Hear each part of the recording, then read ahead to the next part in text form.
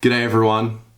Well, there it is. There's round one in the books. A lot to talk about, a lot to get through, a lot of different emotions, but in the end it was Richmond 16-9, 105 to Carlton 12-9, 81 on obviously a very unique night, very unique situation. The world is in a unique situation, and the boys continued to play on, and whether it's brave or whatever it is, the decision was made to play, and people have opinions either way, but I personally just really enjoyed the fact that I got to watch footy again. Yes, I'm a Carlton supporter. Yes, I got to watch my boys play, but I feel like I needed that. I needed that 2.5 hour block just to really focus on something else, and I think we all did overall.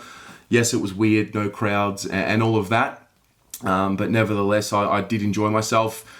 I love the elation. I love the despair. I really do. I love the ups and downs of the football club.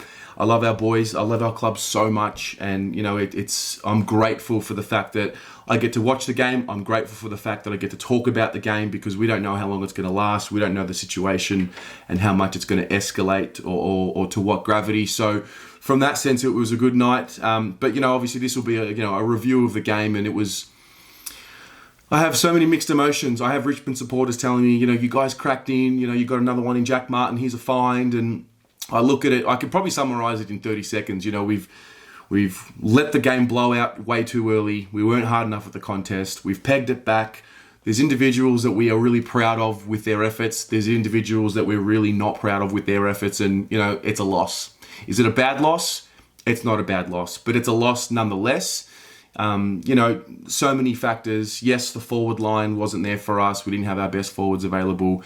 Richmond are the premiers, best team in the competition. They only really missed Hawley last night. And, the game started off really, really poorly for us, to be honest. I mean, Richmond just, the way that they moved the ball was just elite, really. And, Dan spoke about it in his analytics corner piece, where he spoke about how they moved the ball, and we played right into their hands in that first quarter, especially. Our first, 3, 4, 5, 6 entries inside 50 were just long and high. We spoke during the week about that's just not how you play against Richmond. That's what they want you to do. We weren't able to lower our eyes, and it took until until there was 12 minutes to go in that second quarter. That was the first entry inside 50 where we lowered our eyes. It was a kick from Cripps to Jack Martin, who did miss the set shot. But that was the first time we actually lowered our eyes and learnt our way through the game. I thought Sam Docherty had immediate impact in that first quarter. We really did miss him.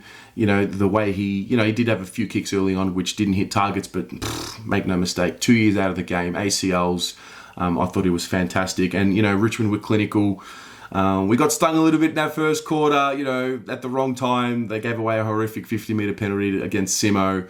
And at the end of the day, quarter one was a complete fucking shit show. Let's just not sugarcoat it at all. That was a complete shit show.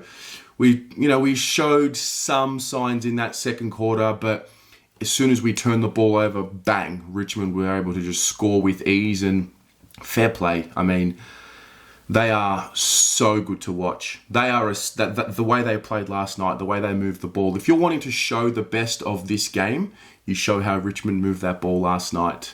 They move with a certainty about them. It's like they're so comfortable with their game plan. They're so comfortable with each other. They know where they're going to be. The intricacies of their movement. They're very smart. They've added something that they did do it last year as well, and a few teams have done it. But they tap the ball well. There were times where we would sort of try and take possessions in a 50-50 ball and, create a contest and get a ball up, whereas they're always looking to move that ball on, and they tap the ball on so well. It's almost like it's an extra disposal. I don't know if it counts for anything. I don't believe it does, but the way they tap that ball on is something that really stood out to me. We get to that third quarter. Again, we compete better, but they just get it back out. They blew it out to 50-odd. Clearly the best team on the night. You can make an argument that they took the foot off the pedal, but I don't believe so, because the way that they were playing like a premiership contender, like a premiership side, in that they wanted to smash us last night. They were looking to keep it going and get it out to 100. And you could see the disappointment on Damien Hardwick's face, especially in that fourth quarter where we started pegging it back, and it was all of a sudden a 15-point game with 12 minutes and 7 seconds to go. So from that point of view, yes, I'll take a positive out of that.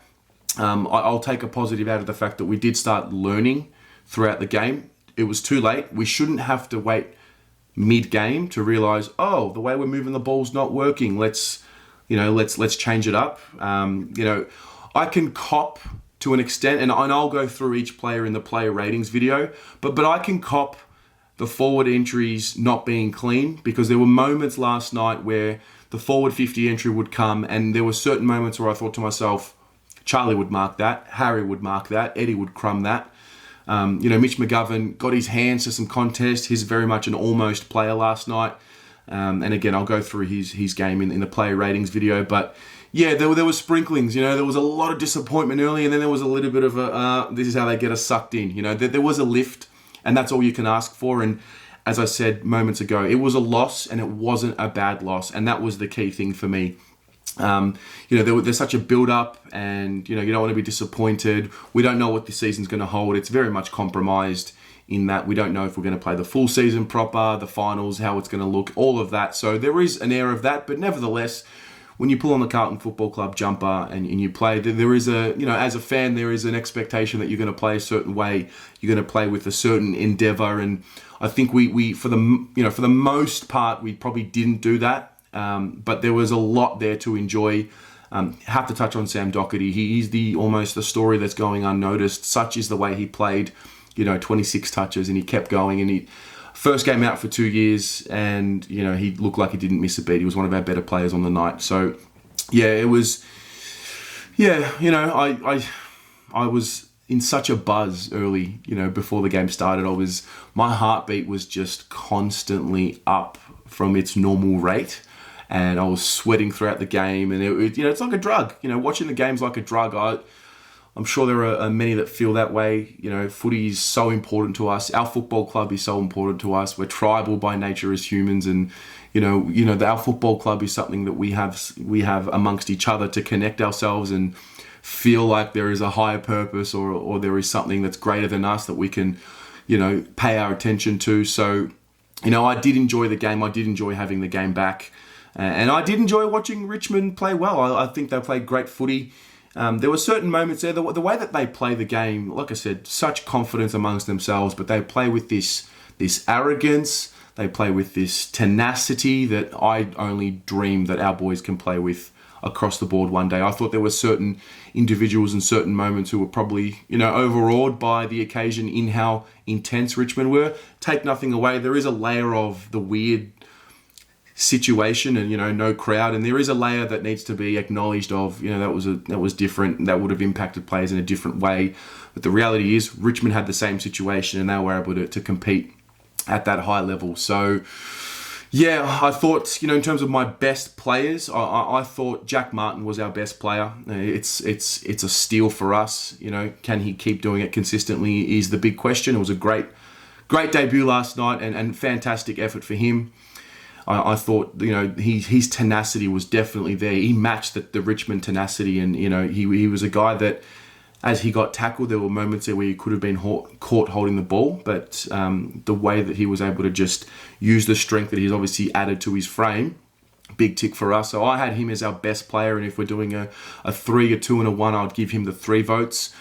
I thought Levi Casbolt deserved the 2 votes given the context of the game, and obviously want to take a moment to acknowledge Matty Cruiser, who, you never want to get used to a player getting injured, and we are.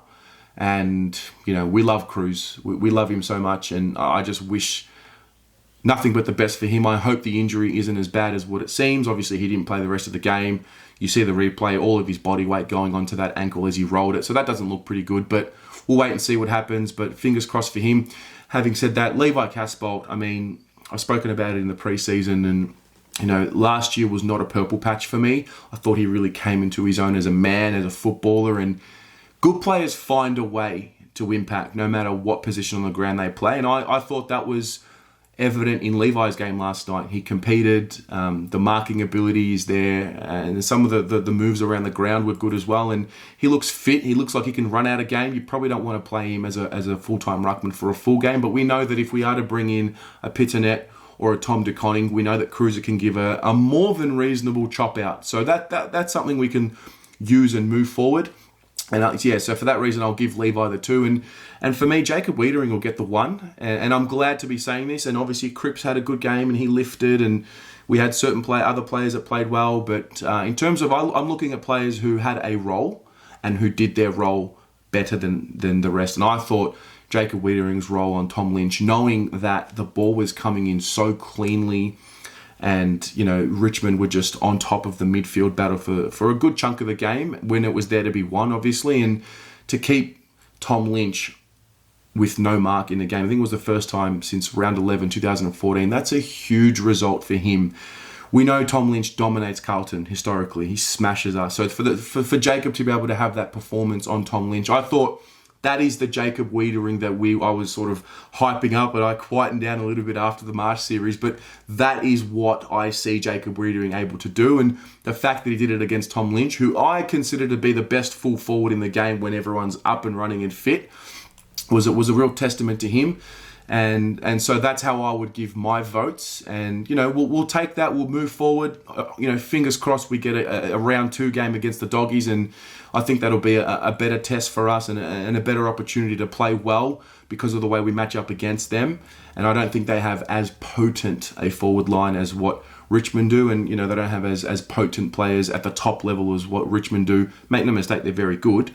But, Richmond are a class above. They're the best team in the competition as it stands right now. And they have been one of the best for quite some time. So, yeah, that's how I saw the game. Thank you so much for your support. As I said, the player ratings video will come after this one, so stay tuned for that. I'll go through each player and give them a rating out of 10 as I traditionally do, and I'll dive a little bit deeper into the intricacies of each player, and we'll go from there. So, yeah, but what about you in terms of the 3 votes, the 2 vote, and the 1 vote, and more about the game style and what you saw?